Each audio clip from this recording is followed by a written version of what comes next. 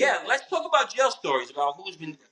You're in prison. I never hear about no one getting stabbing nobody, cutting nobody. I've been in riots in Rikers Island. I've been in fights, stabs. I've been fucking thrown in a hole. I lived in the fucking box. I want to hear about guys talking about these stories are getting burnt out. The shows are getting burnt out. You have nothing left to talk about. So let's talk about jail. These guys can't talk about jail. Most of these guys that are doing these shows haven't been in prison. Right. Let's go into the worst prisons that we had to go in and survive in that with no mob guys. I'm in Rikers Island. What fucking mob guy do I got? I got nobody. Bloods, Crips, Latin Kings, gang members. They don't know who the fuck I am. But I got my T-chip that I survived. I had to play with knives. I had to learn all this bullshit, riots, everything. What the fuck do you even talk about? I don't hear nothing about it. Well, these guys, when we talk about, Rikers, and then I moved down to, later on, I moved down to their area in Philadelphia and Camden. And I spent about 3-4 years in the Camden County jails with 5 and 6 men in cell. And guys will know I was on a 5C, I believe it was, up on the 5th floor. And, that's the murder floor. And there was a lot of violence, obviously, a lot of stabbing. There was guys in those jails that, still stay in touch with me. And the guy Casper still stays in touch with me back since 1990. Well, but a lot of these guys don't know what jail is. That's what they'll talk about different joints and penitentiaries. Oh, they were in a low in the feds. My fucking mother can survive in there. Let's go into Rikers Island, C-95 or C-74, or go into a fucking war zone.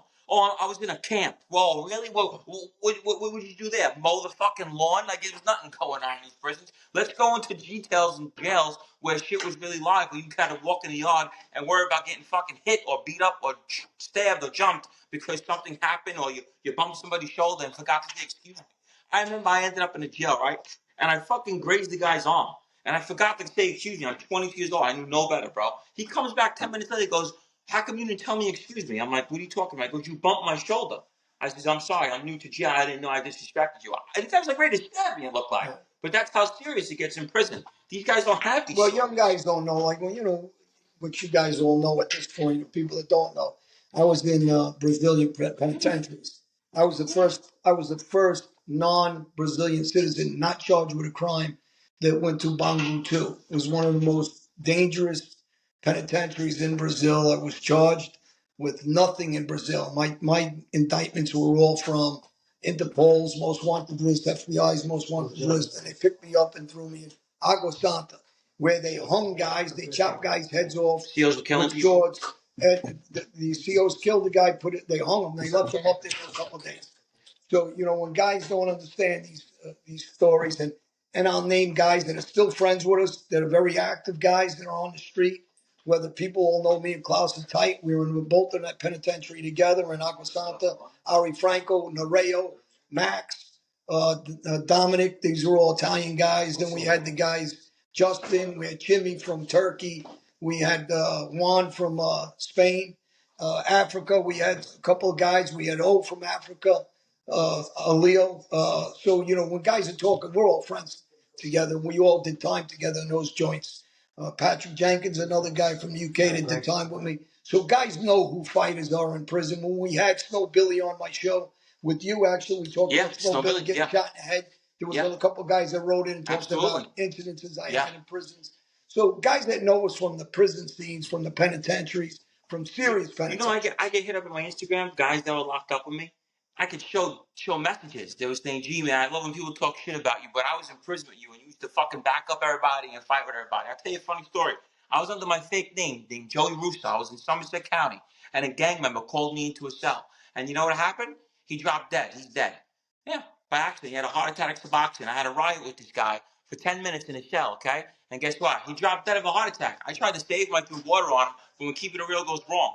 I got called into a cell with my bunkie, went in there, and the guy dropped dead. His family was protesting around the jail because he wanted to pick on people in an innocent place with bullet holes all over his body. So he's a tough guy.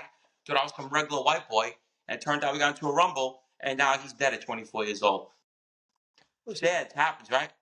Things like that happen all the time. But like I said, they ruled it a death from Suboxone. He was on Suboxone. He had a heart attack in the cell. I tried to save him. I was pumping his chest, threw water on him. But he just didn't make it out because he wanted to be a tough guy and pick on homeless people. That could have been avoided. But these are prison stories that we have, and I would like to hear other people's prison stories. I don't hear them ever. We spent years in solitary confinement.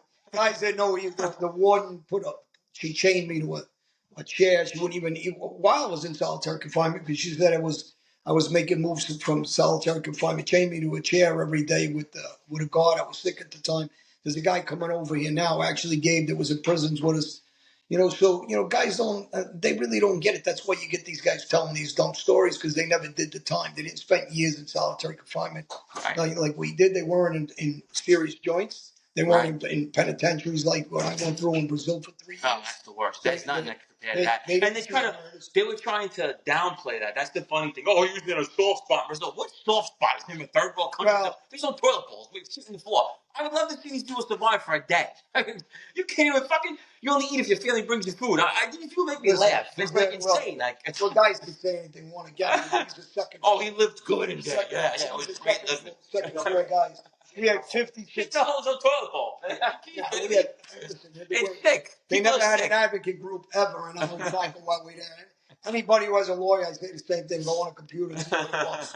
So yeah, it's a great spot. Go to Brazil and go to jail. You definitely want to be in there. It's easy life. Let me tell you, you're gonna eat good. You got toilet bowls. You got nothing. You don't have fucking sheets in your bed. You got no toilet bowls. The SEALs are killing people in there. There's no rules. So people stop listening to these fake podcasts. These people talking these fake stories. Okay? Because the truth is that we really were in that life. We really did a lot of bad things. We're different now, and all people has is to talk bad about us so they can have a show. Just remember that, okay? We created the mob genre. We created it, and everybody just followed. These guys aren't. They're running out of stories. Look, they're all falling off. I can keep naming them. Who's left? Well, they're not street guys. They're going to tell a story. They're telling stories from reading something or somebody else telling them. I didn't even get started on 10% of my stories, and that's the funny thing. And what the FBI say, the only one when they ask you, what they say when you ask about the FBI, what they say about me? Yeah, of course. Because they know that listen, everybody knows you're not controlling. Right, exactly. I'm the only one that they ever say that's really wild. These other guys out here, I really don't know about you, man. I mean, you might have a status, you were a captain, or you bought your button, or, you might have been around someone's a gangster. I don't know anyone that actually did work themselves. Like, come on here. Actually, there's a new guy coming on here. I can vouch for him, Hector Bagan Jr., who was a legit tough guy. Was the same family as me. We had the same prosecutor, and I know he was a serious dude. He was at he was good with his hands. He was a tough guy, and he killed some people too. He got a few murders.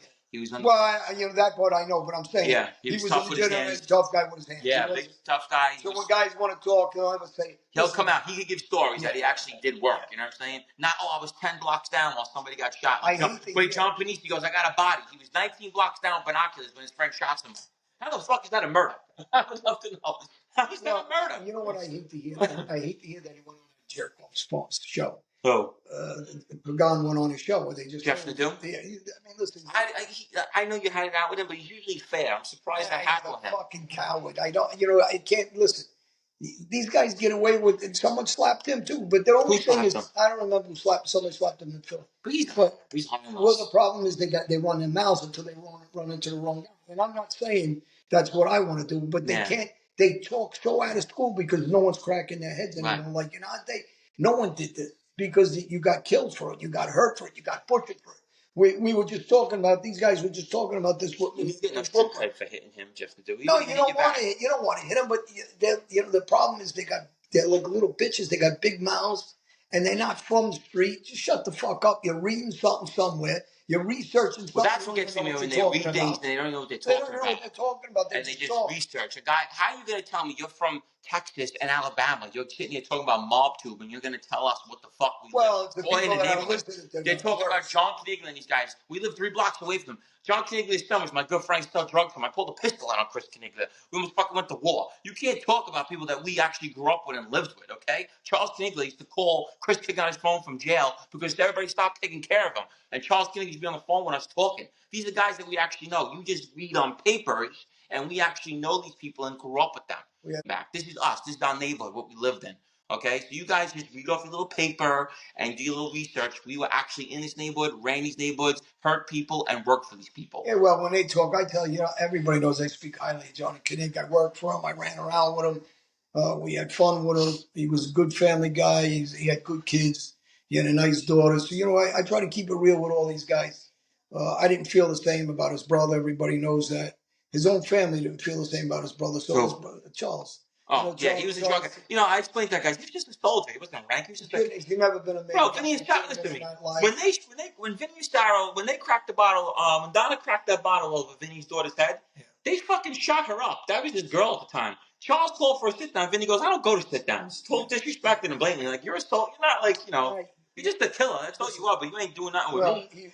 at the time, you got to remember the guy's smoking crack. He's Yeah. shooting up. He killed he's Sal a Puma drunk. over a commissary money. That's Yeah. ridiculous. He- That's a little he's not a ridiculous. gangster. Yeah, that was psychotic. It's the problem. Guy missed commissary money. He stabbed him to They death. put guys in a life he had no business Yeah. being in. Yeah, you're right. Yeah, I think he would have been killing people without the mafia. No, yeah, he was not. Yeah, he's not right in the head. He's not right. He's not right because of the drugs. Right. So he actually abused Johnny's adopted son Kevin. I speak highly about Kevin. Kevin. Big man? He testified against me, but listen, he got put in a position because of Charles and some of the things that he did to him. So when who inherited Charles's house? Chris Knigler did, John's son. I used to be in the house all the time. He had a bag of guns. Fucking shit was fucking. But he has other son. Johnny was a good kid. Went to football, everything. Yeah. Nothing total opposite to us. Chris was tough though. No, let me explain something to you. Let me get straight. John Knigler's son, Chris, was fucking nuts growing up. He was wild. You know what I mean? He was out in the Hamptons. He got beat up, and I don't know if you noticed, he got beat up with a bunch of young kids. He got beat up in the Hamptons. And Johnny sent me out there, and I shot one of the bouncers. All right, because he was. But I'm saying, watching him growing up, he was taser gunning people, he was beating people up, stabbing them. He was a fucking nut when I was younger. I used to sell drugs with him. But when these guys are telling stories like about any of these guys, they don't even know what they're talking about. So when people are listening, I don't even know why they have the interest to listen to somebody that's not really from those. I get so mad. I'm glad we're sitting together. Is when these guys go on the podcast and they make it like they know what they know. And they're getting it from secondhand information. Well, they're getting third or fourth information. When we actually lived Ozone Park, Howard Beach, like we have heritage. My uncle was Fat Andy Ruggiano. Like his guy grew up around every fucking gangster. Everyone knew his reputation. Ronnie One Arm said in open court, he kills everybody. He probably killed me too. That's in documents. How do you make this stuff up? This is what I can't understand. The paperwork is lying. You say we're nobodies.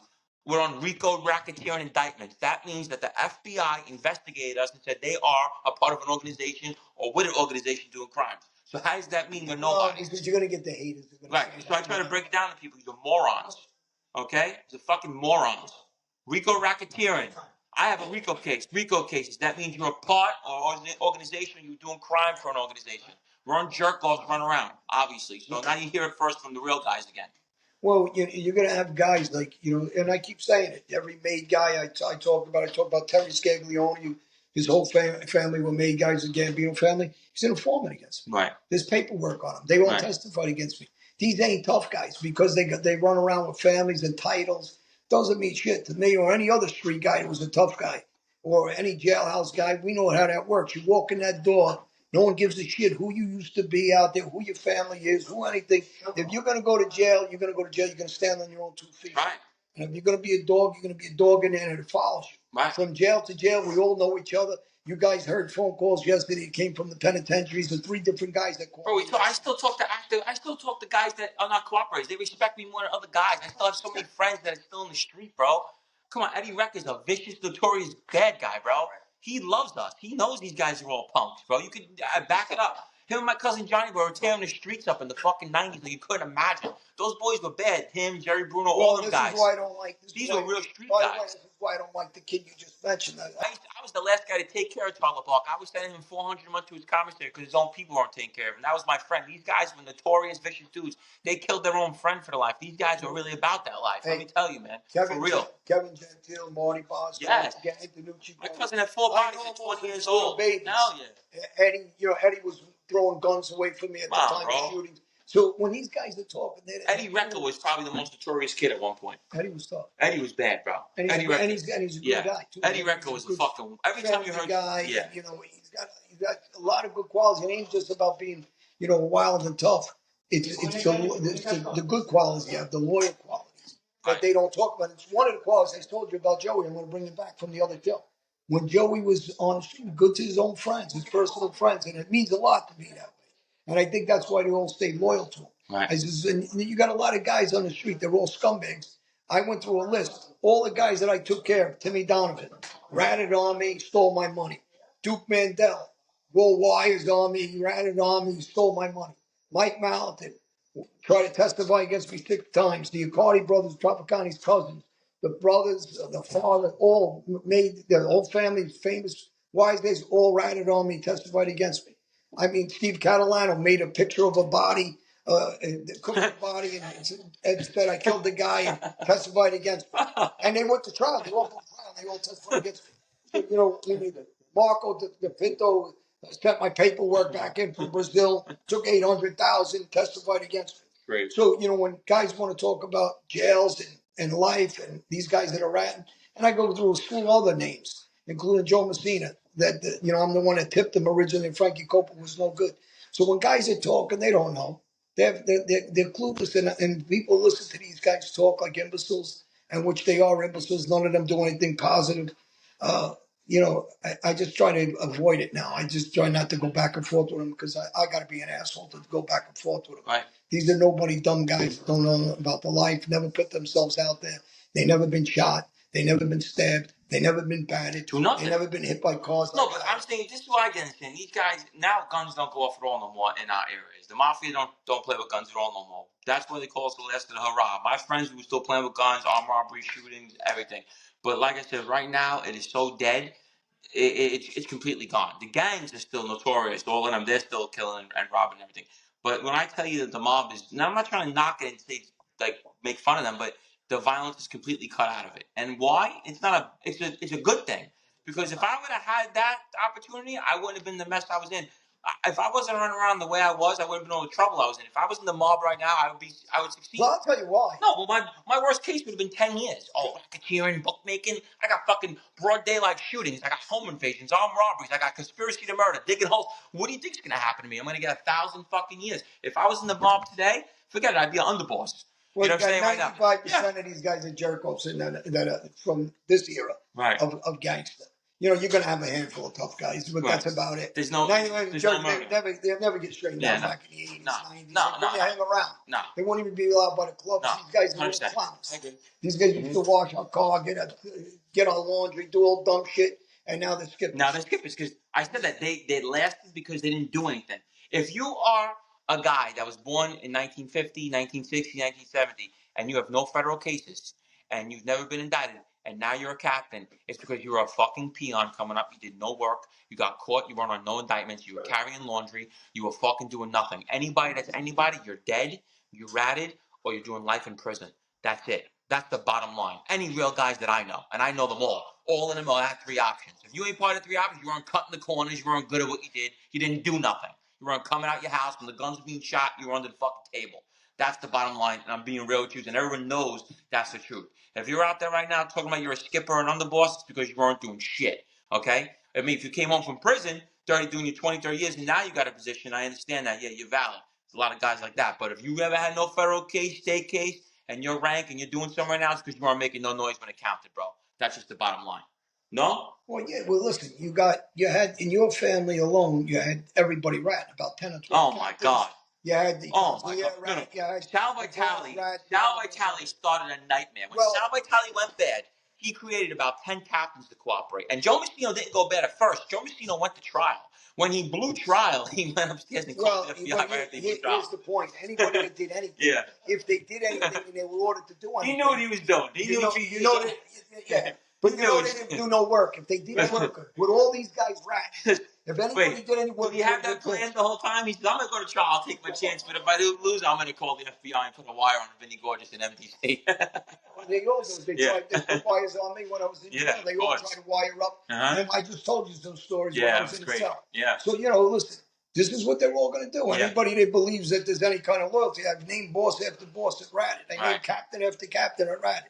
I named them from every organization as far back as Albert Anastasia when he gave up Lepke. I said, so, he's a rat. Well, sorry to tell you, so was Luciano. He ratted him when he got pinched as a kid with the heroin case, and he blamed that he was too young. I said, then he didn't know any better. These are ridiculous stories. If you go back even further, these guys used to give up other crews fucking liquor stores, prohibition days. So, this is the mob. The mob's about survival, self-preservation, money. And after you're gone, like just the way John Gotti Sr. went to prison, and he was gone, no one did shit for him. Nobody helped him. Nobody killed him. I never knocked John. Every time they asked me about John Gotti, he was a gangster. That's what he was. Well, my problem is, why didn't anybody do anything? No, I'm saying John Sr. was a gangster. That's what I'm saying. Why didn't anybody do anything? Yeah, because the balls left, and there was no balls left. That's it. Peter Gotti was the boss. The guy was a sanitation worker, he told me. Yeah. He was nothing. He was a tough guy, you know what I'm saying? No, I actually like people. No, but he wasn't a guy. John Sr. was a nut. John Sr. was a ballsy dude, man. He never killed nobody himself, but I'm sure he would have. And he was a tough guy. You know what I'm saying? So, that's what you have to give him. And he did, he whacked out for his friends. What I have to give him is what I have to give him is he went to jail and nobody did nothing to him. No. And that should show everybody, like, wait a second, what? Well, the guys in the jail that they ride it from. Yeah, but I'm talking about. No, I know. Yeah. Everybody that was around, nobody in his family, nobody in the crew, nobody in that Gambino family did anything for him. Right. To go get Sandy. Right. I says they made one bullshit move. I says and Sal would have killed him. I says, but they got caught, and then why didn't you send the second team? Right. Why not kill this guy? Why not you do anything? So that should show people, I think, what it's about. As soon as you're gone, it's over. They don't get John Jr. did the biggest bitch move. John Jr. is so slick, and let me tell you how slick he is. He purposely recorded that thing with his dad. That little segment he did together with his father. Oh, I want out the life. I want all this stuff. He knew he had more indictments coming down on him. He was doing a half a rap move right there. And then we know he profited. Everyone knows he did everyone knows his profits. But, I'm not just saying that. Everyone knows you profit. Literally, you could sit here and say whatever you want. Your sister could talk till she's blue in the face, and all you can. I grew up with all you. When he was gone in jail and I was still in the street, I remember Vinny Asaro, who was one of the most respected, feared captains in the Banana crime family, and his exact words is, John Jr.'s a rat, he's no good. Okay? That's all I had to hear, and I know it's true. I don't need to hear from anybody else. Well, okay? That's it. When guys, I'm talking, and I brought this up the other day, Ronnie won on. Forget about anything else, went up in court in his own name, in his own voice, and he gave up Vinny Asaro, he gave up Young Guns, and he gave up me.